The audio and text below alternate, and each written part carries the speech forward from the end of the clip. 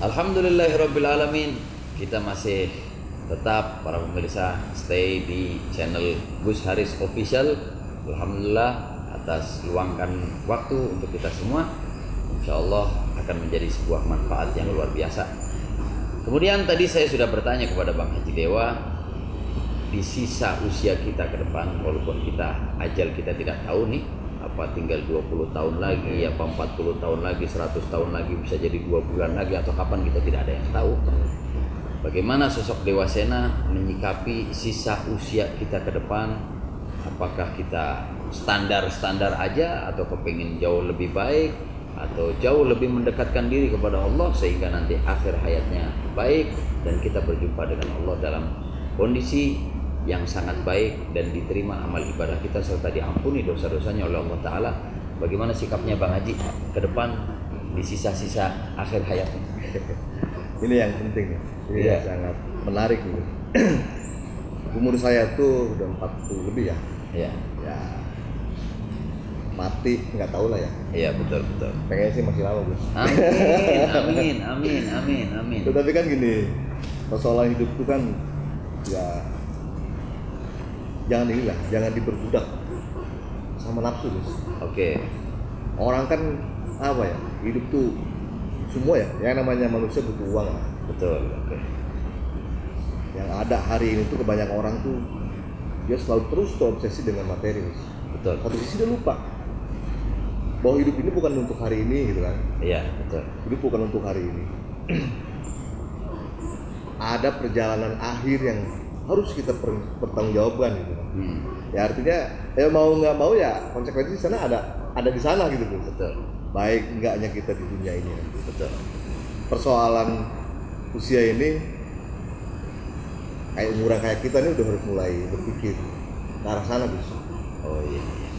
Sudah nggak waktunya lagi kita berpikir bagaimana kita kesenangan pribadi ya. Duniawi itu udah separuh lah, Gus. Ini ke duniawi, ini buat di akhir nanti kan udah harus seimbang lah, Gus. Kalau menurut saya. Karena hari ini udah menjadi, saya udah ada beberapa terapi yang sedang saya lakukan. Oke. Udah beberapa tahun ini, dan alhamdulillah ini sangat efektif gitu kan. Saya kebaikan itu menjadi targetan.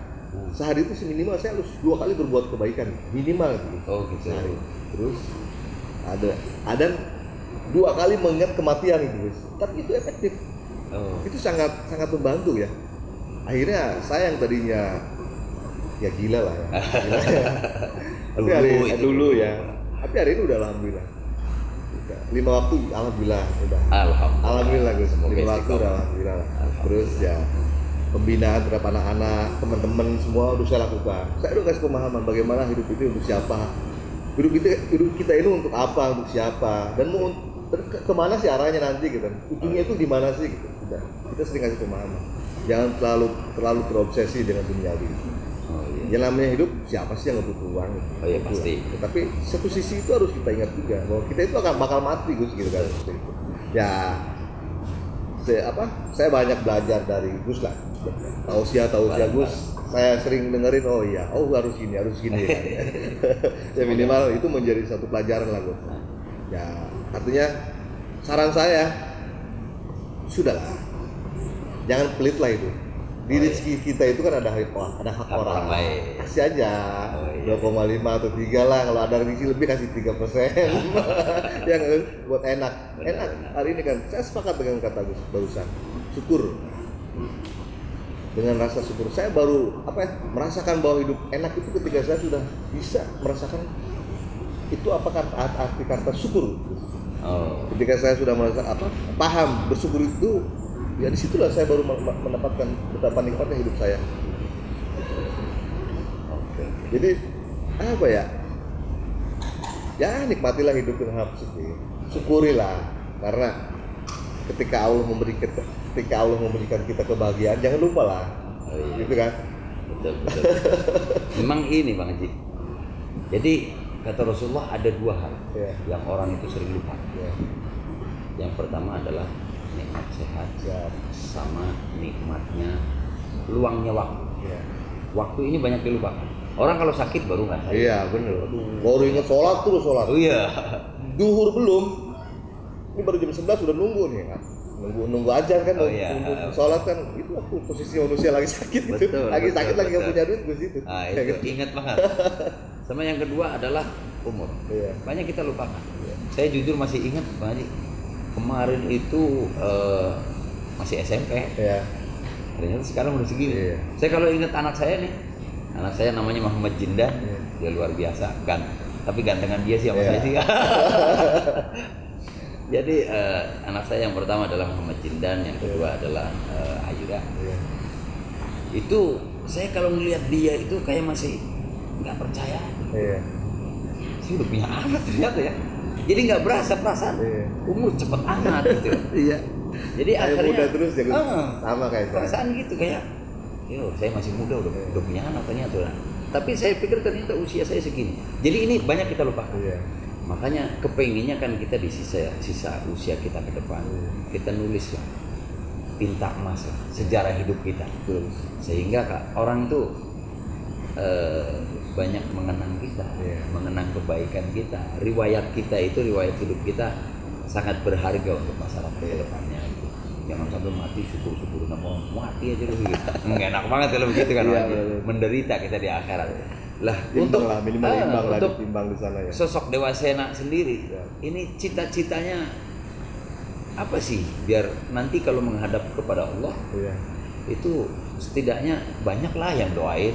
Apa dengan mungkin wah gue mesti banyak berbuat baik kepada orang supaya nanti kita mati banyak yang doain atau apa nih sebenarnya. Jadi kalau hadap Allah nih jauh lebih baik lah, nanti selamat di hadapan Allah intinya lah. Setelah tadi berbuat yang 2,5%, apa ngajarin anak-anak atau bagaimana lah menurut saya? Manusia itu harus berbagi ya, menurut saya. Banyak yang ngajarin bahwa kita hidup terus berbagi. Gini Gus, ada 3 yang cita-cita hidup saya itu.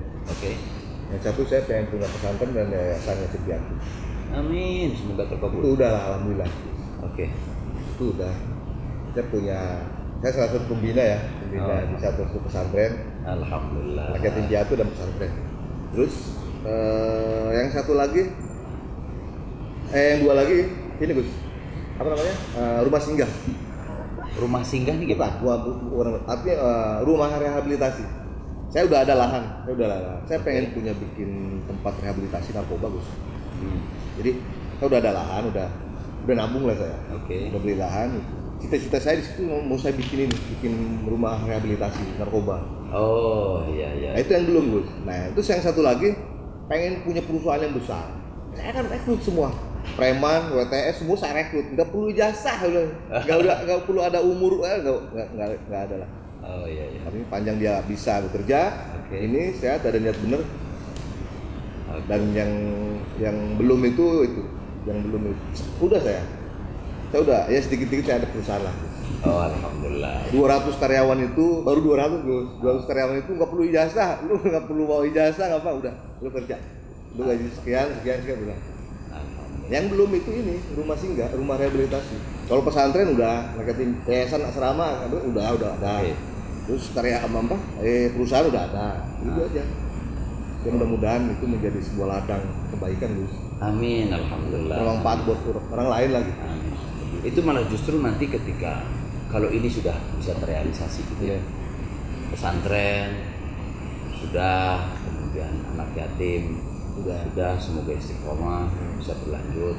Kemudian tempat rehabilitasi narkoba, mengobati orang-orang yang terkena seperti itu bisa terrealisasi, semoga bisa secepatnya.